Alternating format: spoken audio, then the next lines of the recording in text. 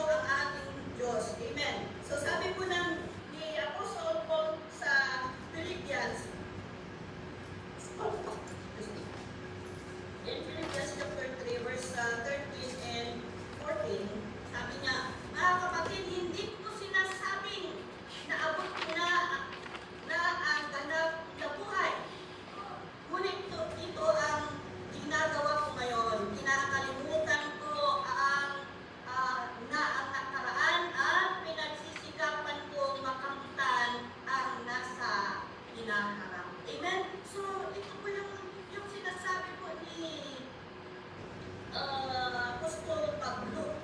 Kapatid, na hindi niya inaamin na nakamtan na niya ang buhay na ganap. Pero, ang sinasabi niya dito, para maka-move forward siya, kailangan niyang kalimutan ang nakaraan. Amen?